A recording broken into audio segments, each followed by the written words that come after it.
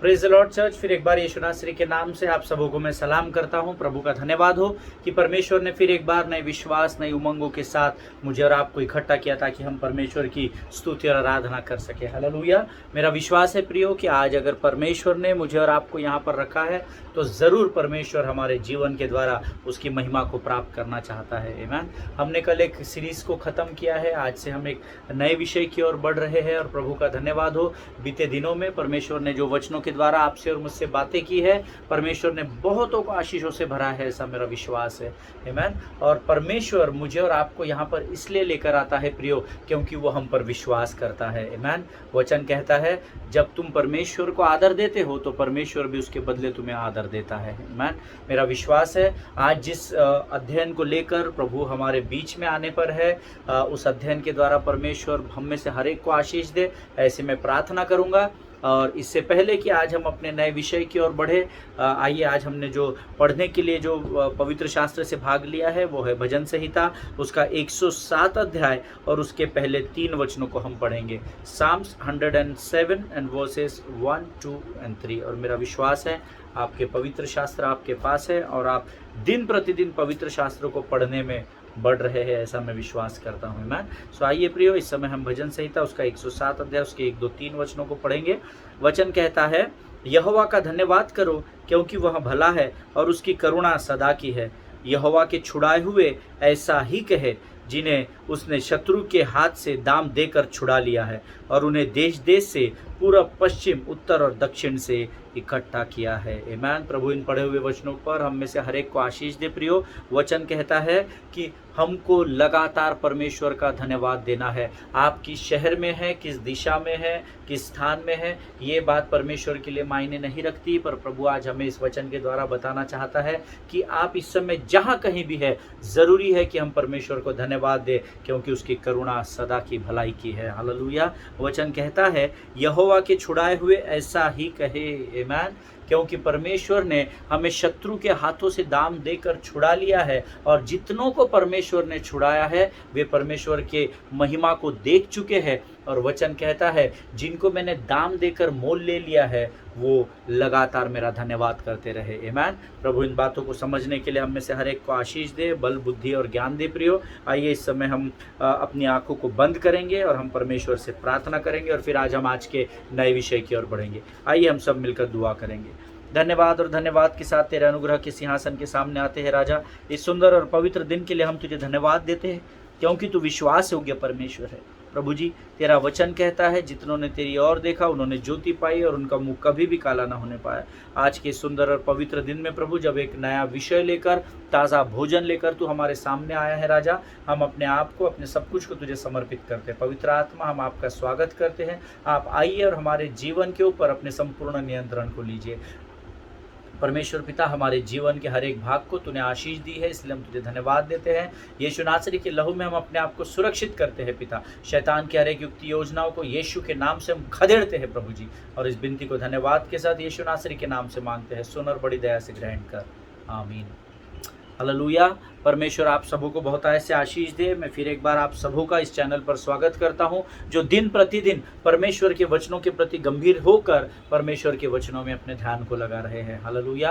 और प्रियो, हमने उत्पत्ति में पढ़ा है वचन आदि में वचन था और वचन ही परमेश्वर है। हालेलुया। तो अगर आप परमेश्वर के वचनों की ओर अपने ध्यान को लगा रहे हैं, इसका स्पष्ट अर्थ है कि आप सीधे परमेश्वर की ओर ध्यान लगा रहे हैं। हालेलुया। प्रियो, परमेश्वर महान है और आज हमने पढ़ा परमेश्वर को धन्यवाद दे क्योंकि उसकी करुणा सदा की है। मैं आज आपसे एक प्रश्न पूछना चाहता हूं प्रियो, क्या कभी आपके जीवन में ऐसा समय आया है क्या कि जब आपने अपने जीवन में बहुत कोशिश कर ली, बहुत साम दाम दंड भेद हर बात का इस्तेमाल कर लिया, लेकिन आपको कुछ भी प्राप्त नहीं हुआ जिसके लिए आप इतनी मेहनत कर रहे थे, और उसके बाद आखिरी में आपने उस बात को या उस वस्तु को पाने की आशा छोड़ दी। हालेलुया। क्या आपके जीवन में ऐसी कभी स्थिति आई है क्या?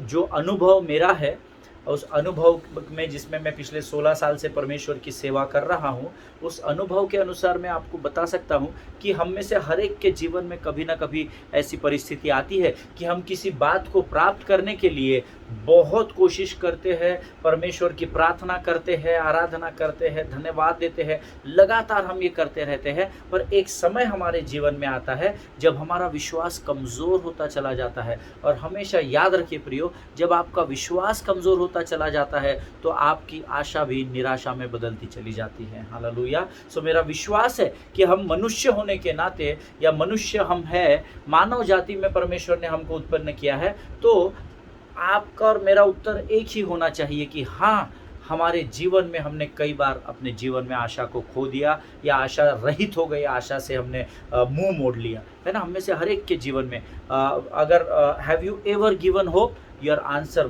Must be, for many people, most of the people, it should be yes. आमेन।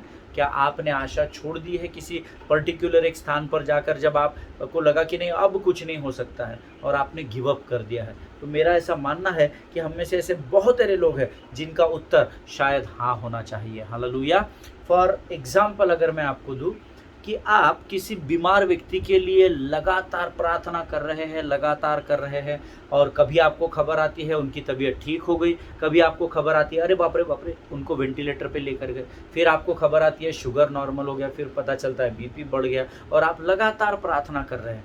पर धीरे धीरे क्या होता है, जैसे जैसे उस व्यक्ति की परिस्थिति आपकी प्रार्थना करने के बावजूद भी जब नीचे चली जाती है, उसका ग्राफ जब अंधकार की ओर बढ़ता चला जाता है, तो मेरा विश्वास है हम में से बहुत सारे लोग आशा छोड़ देते हैं। आमेन। और फिर जो सो कॉल्ड राइचस पीपल जो होते हैं, जिनको हम धर्मी कहते हैं, उन लोगों के पास एक ही जवाब होता है कि हमारा काम तो पास्टर, हमारा काम केवल प्रार्थना करना है, परमेश्वर के हाथ में है कि उनको जीवन देना है कि मृत्यु देनी है। हालेलुया। तो मेरा उन लोगों से ये सवाल है कि अगर परमेश्वर के हाथ में उसके जीवन और मृत्यु का, ये तो अटल बात है कि परमेश्वर के हाथ में सब कुछ है, तो फिर आप प्रार्थना कर ही क्यों रहे हैं? हालेलुया। जिनके सुनने के कान हो वो सुन ले कि परमेश्वर का आत्मा क्या कहना चाहता है। किसी ने आपको प्रार्थना करने बोला, इसलिए प्रार्थना करके उसको छोड़ मत दो। आपके अंदर एक ज़ील होनी चाहिए कि प्रभु तेरा वचन कहता है कि धर्मी के प्रार्थना के प्रभाव से बहुत कुछ होता है। आमेन। क्योंकि हमारा विश्वास ही कमज़ोर है, इसलिए हमारे कई प्रार्थनाओं के उत्तर हम खो देते हैं प्रियो। आमेन। अगर मैं बहुत प्रार्थना कर रहा हूँ, उसके बाद भी मृत्यु हो रही है, और हमको जब समझने लगता है अरे बाप रे अब तो इसको कोई चांस नहीं है, तो हम ही खुद प्रोपोगंडा या हम ही खुद प्रचार करने लगते हैं कि नहीं ब्रदर, हमने तो हमारा काम कर दिया, बाकी प्रभु जाने प्रभु को क्या करना है। आमेन। सो अगर आप प्रार्थना नहीं भी करेंगे तो भी वही होगा जो परमेश्वर ने लिखा हुआ है। हालेलुया। परंतु इसके बावजूद परमेश्वर ने धर्मियों को विश्वास की प्रार्थना करना सिखाया है। हालेलुया। आपके प्रार्थना में कई बार शब्द होते हैं, आंसू होते हैं, आवाज़ होती है, कॉन्फिडेंस होता है, धैर्य होता है, परंतु जो होना चाहिए वो चीज़ नहीं होती है, और वो है परमेश्वर पर का विश्वास। हालेलुया। कि नहीं प्रभु, मैंने प्रार्थना की, कैसा ये व्यक्ति चंगा नहीं होगा, इसको चंगाई मिलनी ही चाहिए, क्योंकि तू वायदे का पक्का परमेश्वर है, तेरा नाम ही तो यहोवा राफा है, जो तू कहता है कि तू चंगा करने वाला परमेश्वर है। हालेलुया। But many times we give up in our lives. आमेन। हम कई बार अपने जीवन में आशा को खो देते हैं प्रियो। हम परिस्थिति को देखकर विश्वास के परिमाण को तैयार करते हैं, जो पवित्र शास्त्र के एकदम ही विपरीत बात है। हालेलुया। हमको वचन कहता है कि हर परिस्थिति में धर्मी को एक जैसा धन्यवाद करना और एक ही जैसा विश्वास करना जरूरी है। आमेन। हो सकता है आपका विश्वास का जो परिमाण है वो बढ़े, पर वो विश्वास का परिमाण अगर कम हो जाता है तो आपकी आशा भी जाती रहेगी। ये आप ध्यान में रखिए। हालेलुया। प्रियो, इस बात को ध्यान में रखें कि परमेश्वर कभी भी धर्मियों के जीवन से बदलता नहीं है। हालेलुया। और क्योंकि परमेश्वर नहीं बदलता है, इसलिए वो चाहता है कि हम भी परमेश्वर के विश्वास में एक जैसे बने रहे। हालेलुया।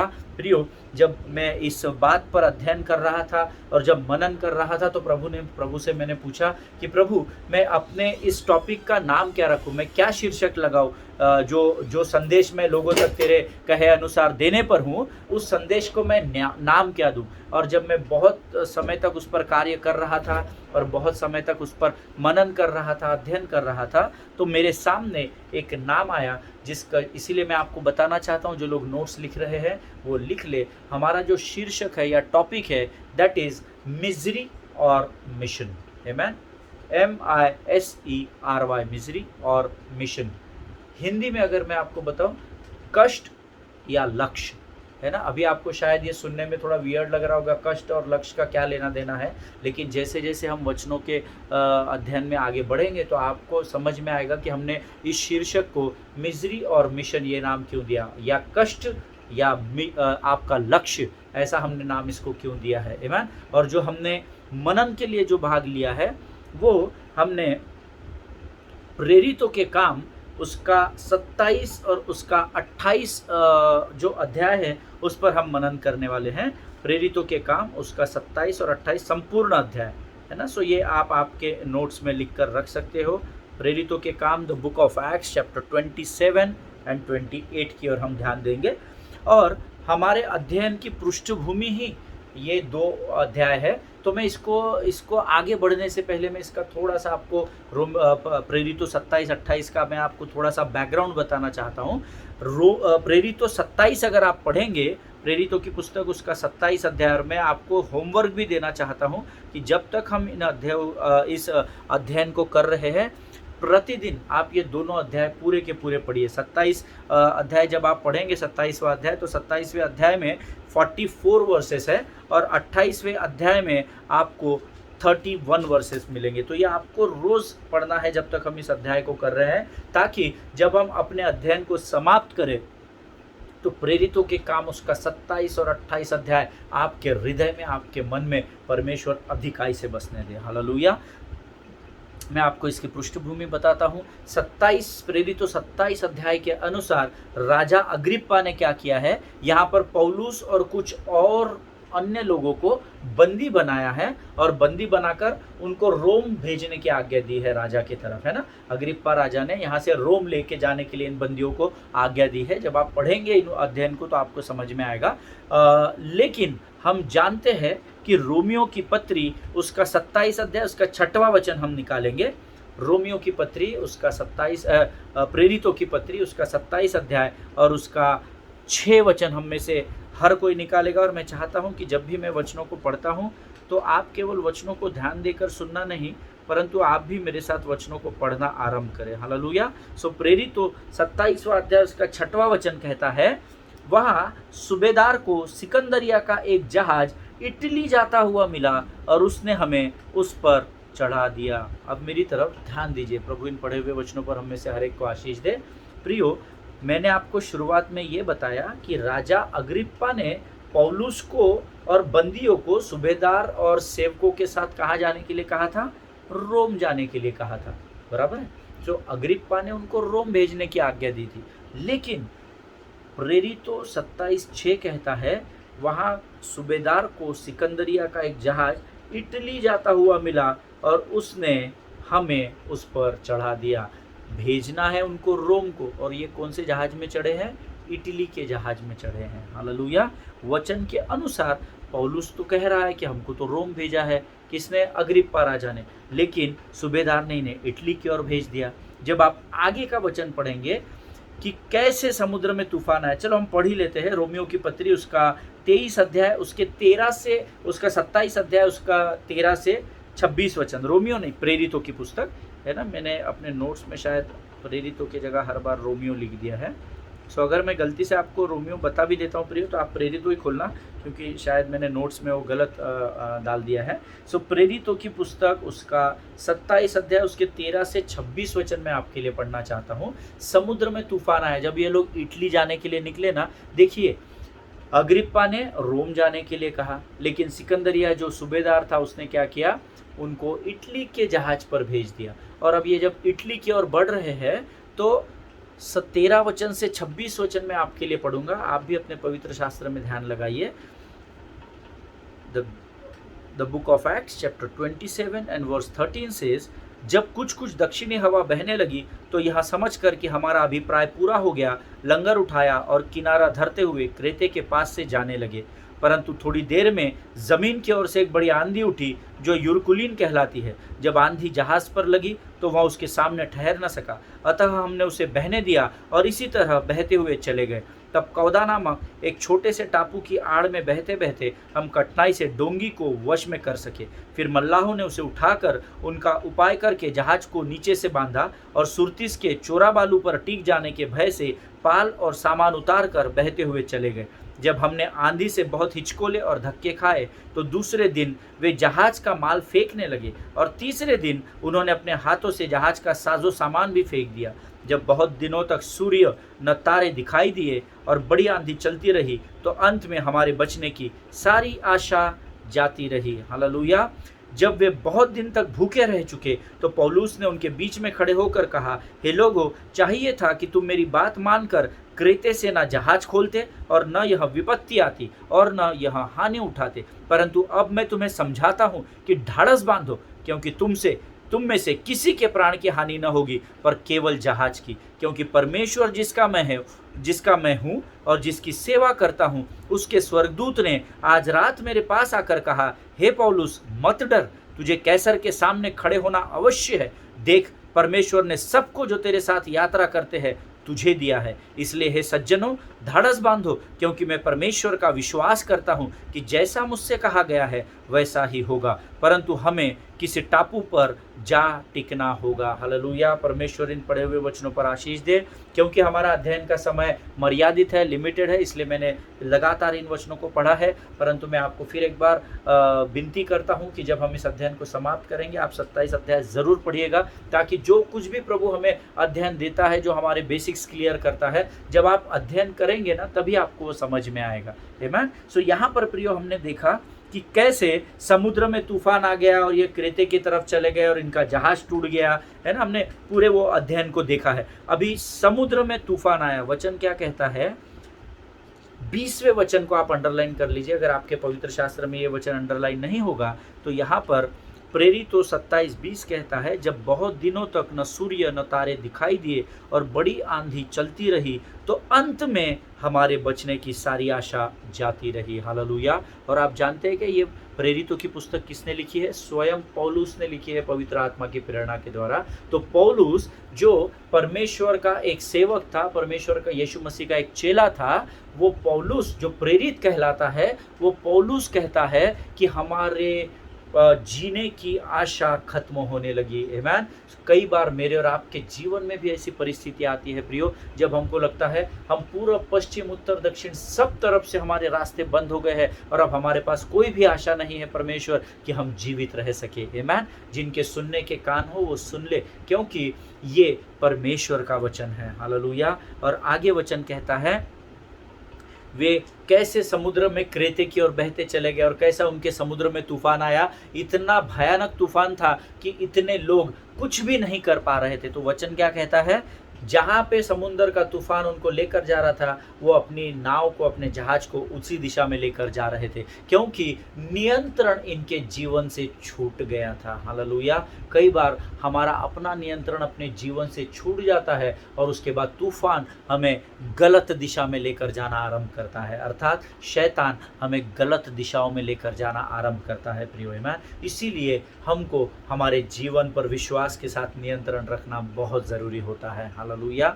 और प्रियो, जब आप आगे रोमियो की पत्री उसका 27 अध्याय उसके 27 से 44 वचन पढ़ेंगे तो उसमें आप पाएंगे कि जिस जहाज में ये लोग जा रहे थे, आगे बढ़ रहे थे, और कैसे तो भी अपनी जान बचाकर डोंगी को बांधकर कसकर कैसे तो भी ये आगे बढ़ रहे थे, वो जहाज भी टूट गया, ऐसा वचन बताता है। हालेलुया। हमने जो अभी वचन पढ़े हैं वो प्रेरितों के काम 27 उसका 13 से 26 वचन पढ़े हैं, लेकिन उसके आगे 27 से लेके 44 वचन तक जो है वो आप जरूर पढ़ना। वहां पर जिस तूफान की ओर ये तूफान इनके ऊपर हावी हो गया और जैसे तैसे ये अपने आप को बचाकर उस तूफान की ओर बढ़ रहे थे, वो जहाज जिसमें ये अपनी जीवन को बचाकर जा रहे थे, 27 से 44 वचनों में इस बात की गवाही दी गई है कि आखिरकार तूफान इतना अधिक बढ़ गया कि वो जहाज भी टूट गया और इनके जीवन की बची कुची आशा भी समाप्त हो गई। हालेलुया। जिनके सुनने के कान हो वो सुन ले कि प्रभु क्या बताना चाहता है। आमीन।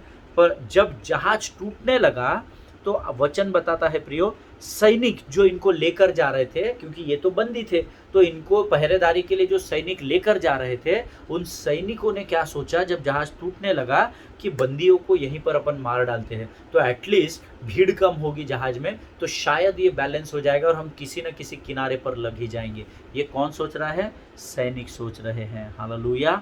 जब जहाज टूटने लगा तो सैनिकों ने सोचा कि क्यों ना हम इनको मार डाले। आमीन। उसके लिए हम निकालेंगे प्रेरितों के काम उसका 27 अध्याय उसका 42 वचन हम पढ़ेंगे। प्रेरितों के काम उसका 27 अध्याय उसका 42 वचन। The book of Acts chapter 27 and verse 42।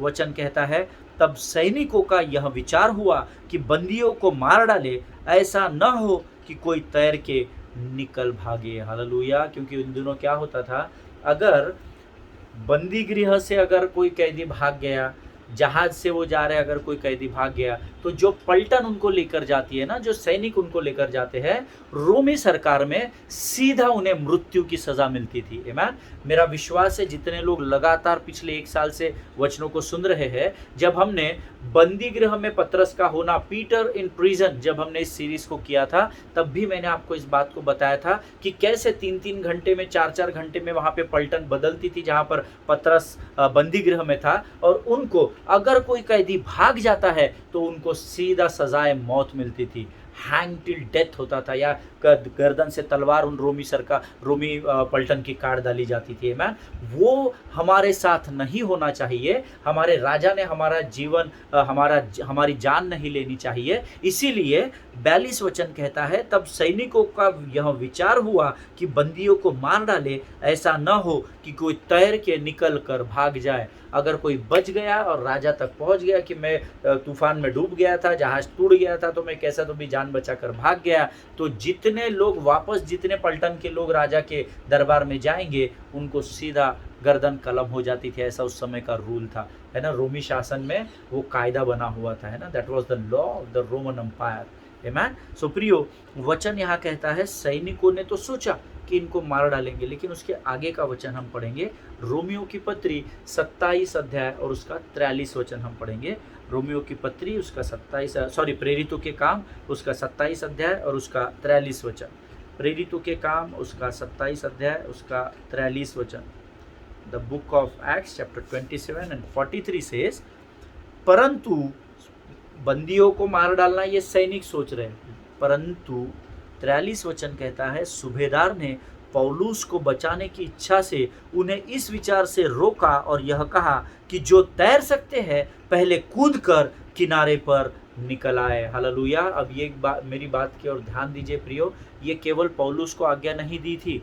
सूबेदार ने पौलुस में किसी भी प्रकार के लुचपन को या झूठ को या गलत बातों को नहीं पाया था जब राजा अग्रिप्पा ने उसे बंदी बनाने की आज्ञा दी थी। इसलिए मैंने आपसे कहा कि आप इन वचनों को ज़रूर पढ़ना, 27 और 28 को, और हो सके तो 26 अध्याय भी आप जरूर पढ़ना। अग्रिप्पा ने भी कहा कि मुझे तो इसमें कोई खोट नहीं दिखाई देती है, परंतु फिर भी क्योंकि एक राजा था, उसको उस बात को पूर्ण करना था, इसलिए उसने पौलुस को रोम भेजने की आज्ञा दी थी बंदियों के साथ। हालेलुया। लेकिन सूबेदार जानता था कि पौलुस निर्दोष है, इसमें कोई खोट नहीं पाई गई है, वो पौलुस से प्रेम करता था। इसीलिए जब सैनिकों ने यह सोचा कि इन बंदियों को मार डालेंगे, कहीं ये तैर के जान न बचा ले, तब सूबेदार ने पौलुस को बचाने की मंशा से कहा कि जो कोई भी तैर सकता है वो निकल भागे। आमीन। और सूबेदार ने पौलुस को बचाने की इच्छा से उन्हें इस विचार से रोका, अर्थात सैनिकों को रोका, और सब बंदियों को कहा कि जो तैर सकते हैं पहले कूद कर किनारे पर निकल आए। हालेलुया। प्रियो, देखिए कई बार एक व्यक्ति के वजह से उसके आसपास के लोगों को भी परमेश्वर आशीषों से भर देता है। हालेलुया। एंड उसके लिए आपके ऊपर परमेश्वर का अभिषेक होता है। आमीन। हम सब जानते हैं पौलुस अभिषेक से भरा हुआ एक व्यक्ति था। अद्भुत चिन्ह और चमत्कारों को उसने किया था। यीशु मसीह ने जो चिन्ह और चमत्कार किए, मुर्दों को जिलाने से लेकर अंधों को आंखें और लंगड़ों को दौड़ाने तक, वो सारे चमत्कार पौलुस की सेवकाई में भी पाए जाते हैं। अगर आप बड़ी बारीकाई से अगर पवित्र शास्त्र का अध्ययन करें तो आपको वो सारे चमत्कार जो यीशु ने किए वो पौलुस की सेवकाई में भी मिलेंगे। आमीन। और क्योंकि पौलुस के ऊपर अभिषेक था, मैं बाकी बंदियों के विषय में नहीं जानता उनको क्या सजा थी, उन्होंने चोरी की थी, डाका डाला था, व्यभिचार किया था, मैं नहीं नहीं जानता, परंतु क्योंकि पौलुस के ऊपर अभिषेक था इसलिए पौलुस का वह अभिषेक अनुग्रह के रूप में उसके आस पड़ोस में भी गया, और वचन कहता है वे सब के सब बच निकले। हालेलुया। आपको ये बात हमेशा ध्यान में रखनी है प्रियो, जब कभी भी आपके ऊपर अभिषेक रखा जाता है, भले ही एक ही व्यक्ति उस स्थान पर परमेश्वर का जानने वाला क्यों ना हो, परंतु जब आपके ऊपर प्रभु का अनुग्रह होता है तो आपके आसपास में भी वो सुखदायक सुगंध फैलती है, जिसमें परमेश्वर सबों को आशीषों से भर देता है। हालेलुया। जिनके सुनने के कान हो वो सुन ले।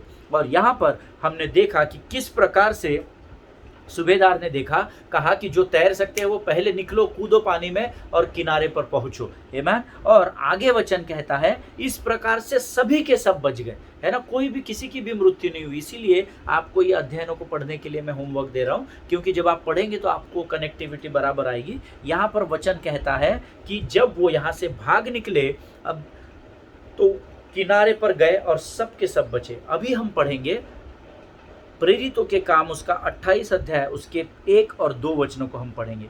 प्रेरितों के काम, अभी तक हमने 27 वचन को हम 27 अध्याय को हम अध्ययन कर रहे थे। अभी हम 28 अध्याय को शुरू करेंगे और उसका पहला और दूसरा वचन पढ़ेंगे। वचन कहता है जब हम बच निकले तो पता चला कि यह द्वीप माल्टा कहलाता है। वहां के निवासियों ने हम पर अनोखी कृपा की, क्योंकि मेह बरसने के कारण ठंड थी, इसलिए उन्होंने आग सुलगाकर हम सबको ठहराया। आमीन। मैं फिर एक बार इन वचनों को पढ़ूंगा, बड़े ध्यान से सुनना प्रियो। प्रेरितों के काम the book of Acts chapter 28 versus 1 and 2 says, जब हम बच निकले तो पता चला कि यह द्वीप जहाँ पर वो पहुँचे थे ये माल्टा कहलाता है। वहाँ के निवासियों ने हम पर अनोखी कृपा की, क्योंकि मेह बरसने के कारण ठंड थी, इसलिए उन्होंने आग सुलगाकर हम सबको ठहराया। आमीन। प्रभु इन पढ़े हुए वचनों पर आशीष दे। मेरा विश्वास है अभी तक जो वचन हमने पढ़े हैं उससे शायद आपको बेस समझ में आ गया होगा ना, कि हम किस विषय में, हमारा जो शीर्षक है मैं फिर एक बार आपको बता दूं, मिजरी और मिशन, है ना, कष्ट या लक्ष्य, इसके विषय में हम अध्ययन कर रहे हैं। हमने आज के अध्ययन में देखा कैसे अग्रिप्पा राजा ने पौलुस को रोम ले जाने की आज्ञा दी, लेकिन कैसे वो दूसरे जहाज में गया जो इटली को जा रहा था, और जब वो इटली जाने वाली जहाज में बैठा कैसे तूफान आया और उनका कंट्रोल उस जहाज से ख़त्म हो गया, और जिधर तूफान जा रहा था इधर इनका जहाज भी जा रहा था। और फिर हमने 28वें वचन से पढ़ा कि कैसे वो इतना तूफान बढ़ गया कि इनका जहाज टूट गया, और कैसे सैनिकों ने ये सोचा कि बंदियों को मार डाला जाए, नहीं तो ये तैर कर अगर किनारे चले गए तो हमारी खैर नहीं होगी। लेकिन क्योंकि परमेश्वर का अभिषेक और परमेश्वर का अनुग्रह पौलुस पर था, तो सूबेदार के मन में परमेश्वर ने कार्य किया और उसने पौलुस को बचाने के लिए सबको ये आज्ञा दी कि जो तैर सकते हैं वो तैर कर तुरंत किनारे पर चले जाए। हालेलुया। और हमने 28वें अध्याय में आखिरी वचन में हमने पढ़ा, पहले और दूसरे वचन में 28 अध्याय की शुरुआत में, कि जब वे बच निकले तो उन्हें पता चला कि जहाँ पर वो गए हैं वो माल्टा द्वीप है, और वहाँ के निवासियों ने उन लोगों पर कृपा की, क्योंकि वहाँ पर भयंकर ठंड थी। तो वहाँ के लोगों ने क्या, और ये ठंडे समुद्र में से होकर आए थे, तो उन्होंने क्या किया, इनको शायद ठंड लग रही होगी, तो उन्होंने आग सुलगाई और इन सबों को उसके चारों ओर बैठा दिया ताकि इनका टेम्परेचर मेंटेन हो सके। हालेलुया। मेरा विश्वास है यहाँ तक आप लोगों को अध्ययन समझ में आ गया होगा। मैं प्रभु से प्रार्थना करूँगा लगातार कि परमेश्वर इन वचनों को समझने के लिए लगने वाली समझ, बुद्धि और ज्ञान से आपको भरे। हालेलुया। आइए इस समय हम अपनी आंखों को बंद करेंगे और हम प्रार्थना करेंगे। खुदावंद प्रभु यीशु नासरी के नाम से सुंदर और पवित्र समय के लिए धन्यवाद देते हैं। राजा, तूने वचनों के द्वारा हमसे बातचीत की, हम तेरे नाम को ऊंचा उठाते हैं। हम जानते हैं प्रभु इस अध्ययन के द्वारा तो हमें बड़ी सीख को देने जा रहा है। राजा, तेरा वचन कहता है केवल वचन के सुनने वाले नहीं परंतु उस पर चलने वाले बनो। प्रभु, वचन पर चलकर हम तेरे मार्गों में आगे बढ़ सके राजा, और अपने लक्ष्य की और बढ़कर उसे हासिल कर सके, इसलिए लगने वाली सारी सामर्थ्य से तू हमको भरकर तैयार कर। राजा, अब तक तो हमारे साथ बना रहा प्रभु, आगे भी बना रहेगा, ऐसा हम विश्वास करते हैं। फिर एक बार इन वचनों के लिए धन्यवाद देते हुए इस विनती को धन्यवाद और विश्वास के साथ यीशु नासरी के नाम से मांगते हैं। सुन और बड़ी दया से ग्रहण कर, आमीन।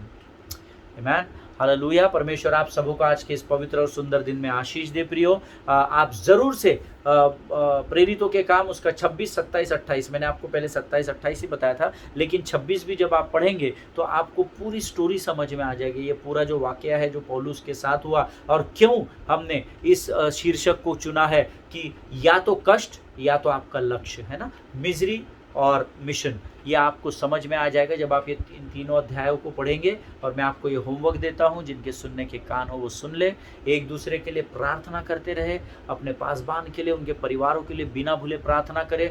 और जितनी भी प्रार्थना की विनती आपके पास आती है उनके लिए बिना भूले प्रार्थना करें। अगर आप बिजी है, समय नहीं है, तो वो प्रार्थना की विनतियाँ हमारे पास भेजिए, हम ज़रूर से उन विनतियों के लिए हम प्रार्थना करेंगे। हालेलुया। परमेश्वर आप सबों को आशीष दे। हम फिर एक बार मिलेंगे, तब तक स्वस्थ बने रहिए, सुरक्षित बने रहिए। God bless you.